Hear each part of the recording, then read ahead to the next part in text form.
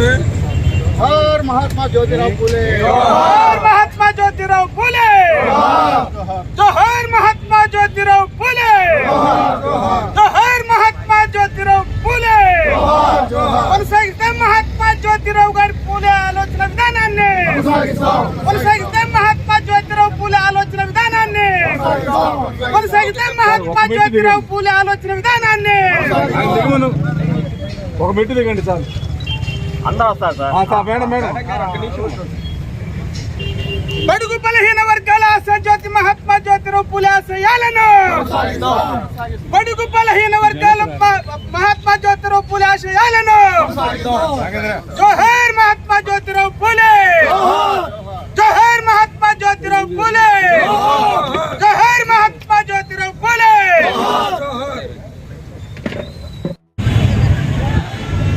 నా పేరు సాకి ఆదినారాయణ, బోయ కమ్యూనిటీ, అనంతపురం జిల్లా బీసీ సమన్వయ కమిటీ చైర్మన్గా ఉన్నాను. తర్వాత ప్రజారక్షణ సమితి రాష్ట్ర కన్వీనర్గా పనిచేస్తున్నాను. ఈరోజు ప్రకాశం జిల్లాకి ఇక్కడ బీసీ సమన్వయ కమిటీని ఏర్పాటు చేయడానికి రావడం జరిగింది. అందులో భాగంగానే ఇక్కడ మహాత్మా జ్యోతిరావు యొక్క వర్ధంతి సందర్భంగా ఈ ప్రకాశం జిల్లాలో ఆ మహాత్ముని యొక్క చెంతన మేము ఉండి ఆయనకి పూలమాలలు వేసి ఘనంగా ఆయనకు నివాళులు అర్పించడం జరిగింది. ఎందుకంటే మహాత్మా జ్యోతిరావు పూలే గారు ఆ రోజుల్లోనే సాంఘిక దురాచారాలు పాల్గొనడానికి, ప్రతి ఒక్కరికి విద్య అందాలి, కుల వివక్షత ఉండకూడదు, అందరికీ సమాన హక్కులు ఉండాలని, ఈ దేశంలో ఉన్న ప్రతి పౌరుడు కూడా స్వేచ్ఛ స్వతంత్రాలతో జీవించాలంటే ఒక మంచి ఆలోచనతో ఆ రోజే సాంఘిక దురాచారాలను పారదోలినటువంటి మహోన్నత వ్యక్తి. అలాంటి వ్యక్తులు మన దేశంలో పుట్టడం, అలాంటి వ్యక్తులను మనం స్మరించుకోవడం కూడా మన యొక్క కర్తవ్యమని సందర్భంగా తెలియజేసుకుంటూ మహాత్మా జ్యోతిరావు యొక్క పూలే ఆలోచన విధానాన్ని మనం ముందుకు తీసుకువెళ్ళాలి.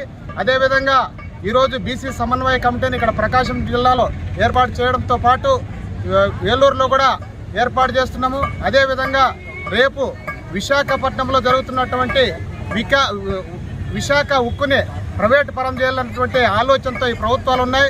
వాటికి వ్యతిరేకంగా దేశవ్యాప్తంగా ఉన్నటువంటి 20 రాష్ట్రాల నుంచి కూడా బీసీ సమన్వయ కమిటీకి సంబంధించిన బీసీ ప్రతినిధులు, బహుజన సమాజ్ పార్టీకి సంబంధించినటువంటి నాయకులు అందరూ కూడా అక్కడ మహాధర్నాకు ఇచ్చేస్తున్నారు. ఆ ధర్నాలో కూడా మేము అనంతపురం జిల్లా నుండి పాల్గొని